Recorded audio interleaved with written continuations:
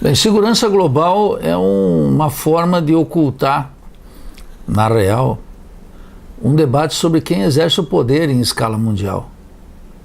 Mas entidades como a Academia de Ciências de Moscou e as demais entidades que organizaram esse evento, que contou com participação de cientistas, de médicos, de militares, de professores de vários países, especialmente da Rússia, é uma reflexão sobre o poder mundial.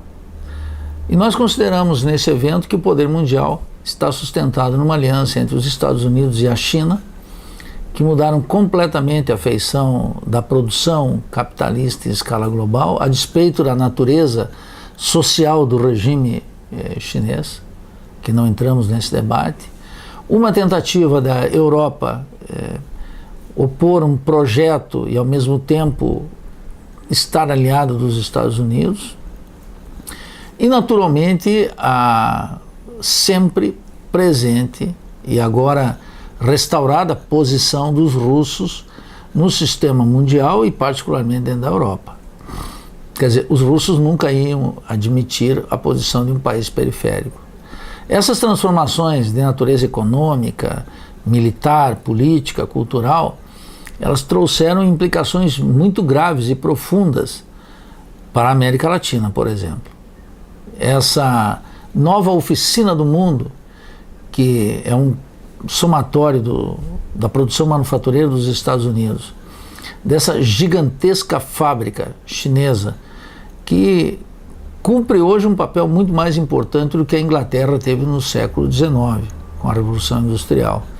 Ela cancelou por completo a ideia dos processos de industrialização do capitalismo periférico. Então a primeira grande transformação é que aquele antigo sonho de industrialização na periferia capitalista latino-americana está cancelada para sempre.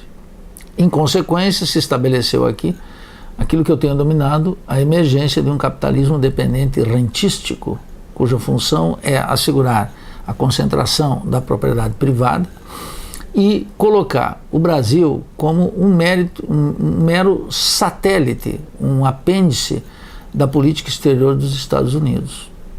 Isso sempre foi assim historicamente, mesmo quando durante a ditadura teve um ensaio de política externa independente, ou como durante o período da democracia, governos que tentaram praticar um certo pluralismo, exercer um pequeno grau de autonomia da política externa. Mas hoje, com o governo Bolsonaro, o alinhamento automático da política externa brasileira ao Departamento de Estado e aos interesses estratégicos dos Estados Unidos, aquilo que o general Mourão chama aqui, no mundo em conflito, nós pertencemos ao bloco americano e temos que, portanto, bater continência para o conceito de segurança hemisférica estadunidense, é efetivamente uma determinação dessas transformações de ordem econômica e política.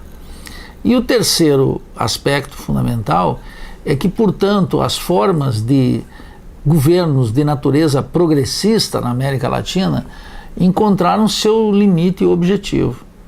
O limite objetivo está determinado pelo fato de que governos progressistas não podem mais garantir um pacto de classe que contemple, em primeiro lugar, os interesses estratégicos dos Estados Unidos, em segundo lugar, as classes dominantes locais e, em terceiro lugar, um certo atendimento das demandas sociais das classes populares, mais ou menos completa, ou quando não completa, que mitiga os efeitos absolutamente nocivos de países submetidos a um padrão de exploração da força de trabalho baseado na superexploração. A China, essa aliança que existe entre os Estados Unidos e a China, que implica em que a China passa a ser não só a oficina do mundo, mas um local estratégico para as empresas multinacionais estadunidenses. E esse imenso superávit comercial que a China possui com os Estados Unidos tem a sua contrapartida na voracidade com que os chineses compram os títulos da dívida pública dos Estados Unidos.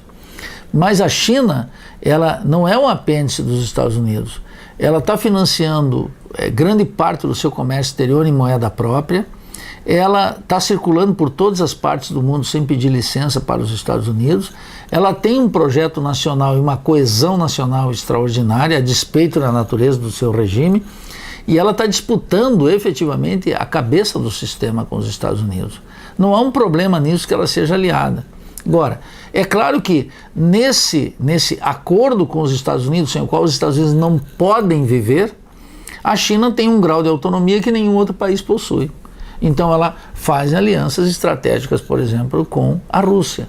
E a Rússia, naturalmente, que é um país de larga tradição de nacionalismo russo, que, como eu sempre digo, é uma força do mundo contemporâneo baseada em estados nacionais, só aqui na cabeça do intelectual, do acadêmico colonizado, o nacionalismo é uma força que merece desprezo, ou é uma arma inexorável da direita. Isso é de uma ignorância absurda que agora está sendo derrotada pelos fatos mais elementares, porque a direita não pode garantir soberania para os países latino-americanos. E, portanto, seu discurso de soberania e de nacionalismo é oco, ela não pode entregar a oferta que ela prometeu. Os russos, ao contrário, como eles têm um zelo completo pela soberania, e é claro que a despeito da natureza do governo de Putin aqui, caracterizado como despótico, etc., a Rússia se levantou como aquilo que os acadêmicos chamam um ator global. O que significa isso? É uma potência, porque é uma potência militar, tem um lastro de desenvolvimento científico e tecnológico extraordinário e tem atrás de si uma história que não é uma história de se ajoelhar para os poderes imperialistas, seja dos Estados Unidos e da Europa. Então é efetivamente um país que joga no cenário internacional, como jogou na Síria e como jogou agora recentemente na Venezuela, ainda que numa micro-operação, mas demonstra que também num território considerado tradicionalmente estratégico para os interesses dos Estados Unidos, a China circula e a Rússia circula. De tal maneira que essa polarização que nós estamos observando na sociedade latino-americana, ela é, como sempre foi, uma derivação de forças mundiais. Aquela ideia muito cara para certos setores da diplomacia brasileira, que o Brasil não mais falava fino com os Estados Unidos e nem grosso com o Paraguai, que pode ser uma tirada de algum valor literário para boteco, ela efetivamente não expressa as possibilidades de um país com a grandeza do Brasil. Agora, o Brasil jamais vai exercer esse potencial de atuar nas relações de poder internacional se aqui dentro o ritmo da Revolução Brasileira não avançar. Quer dizer, o Brasil só vai poder exercer a sua grandeza geográfica, a sua imensa capacidade de recurso e o poder de criação do povo brasileiro se nós estivermos aqui avançando na Revolução Brasileira. Governos de natureza democrática, frentes democráticas, etc., são incapazes, porque a guerra de classes declarada pela classe dominante contra as classes subalternas aqui, ela é expressão também dessas transformações globais e das exigências dos Estados Unidos para a Avenida Paulista. Esse cenário é que criou essa polarização aqui. E o esgotamento de pactos de classe de qualquer natureza é muito evidente hoje até para o mais devoto homem de bem, aquele sujeito que quer evitar o conflito a qualquer custo, numa sociedade atravessada pelo conflito, ordenada pelo conflito. Então essa é uma hora extraordinária. Tanto os europeus como os russos e os chineses, eles observam as possibilidades do Brasil, mas eles observam aqui que não existe uma coesão nacional, uma coesão social capaz de tornar o Brasil alguém que tenha influência. Então o Brasil, o que se caracterizou nos últimos anos? Ele se caracterizou por aquele bom moço nas relações internacionais. Ele está preocupado com a questão do carbono, ele está preocupado com as metas do milênio, ele é um office boy da agência global, mas da chamada agenda global, que é uma agenda que tem uma agenda forte, que é o exercício do poder, da economia, da hegemonia, da cultura dos militares, da política, do poder militar, do poder político, e uma agenda bom moço, que é como é que nós vamos cuidar do meio ambiente, como é que nós vamos cuidar da governabilidade geral, esses teminhas que acabam sendo temas que ocupam os acadêmicos, mas não sustentam uma razão de Estado e nem dão coesão para um povo como projeto que o Brasil poderia ter essa ambição. Isso é tão estratégico que a classe dominante aqui decidiu o alinhamento automático com os Estados Unidos, a filiação da política externa brasileira à segurança hemisférica dos Estados Unidos, e o Brasil sempre, nunca pôde exercer aqui uma política anti-imperialista. Esse bom mocismo que eu me refiro aqui, sobretudo nos governos petistas, e com o discreto charme da burguesia que exalava Fernando Henrique Cardoso, vamos chamar assim, eram governos que fugiam como o diabo da cruz de uma política anti-imperialista. E por essa razão, o Brasil não pode ter ambição no jogo de poder global.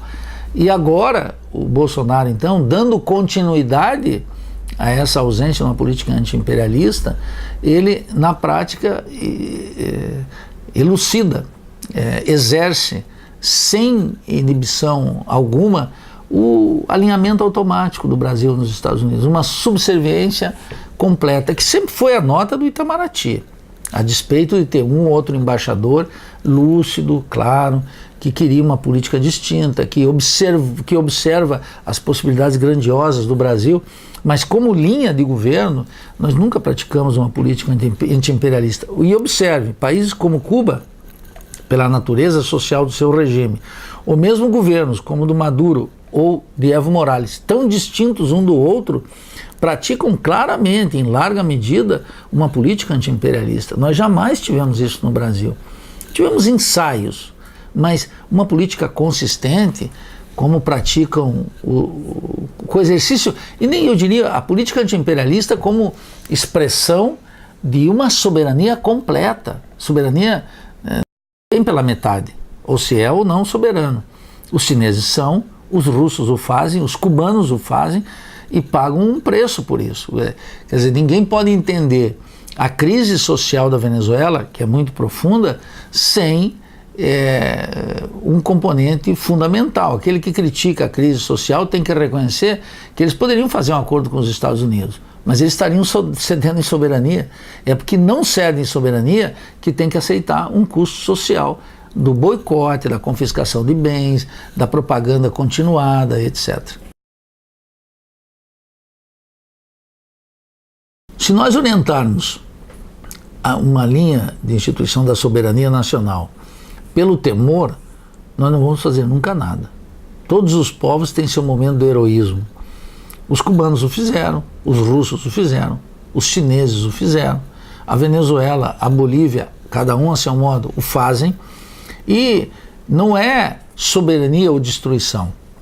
Inclusive, esse alinhamento automático, esse desprezo pela soberania e pelo nacionalismo, é que leva precisamente a um grau de destruição gigantesca. O custo pago pelos países latino-americanos pelo alinhamento automático nos Estados Unidos é, por exemplo, uma dependência científica e tecnológica completa, é, por exemplo, uma desnacionalização da economia e um ataque à economia popular, aos salários gigantesco.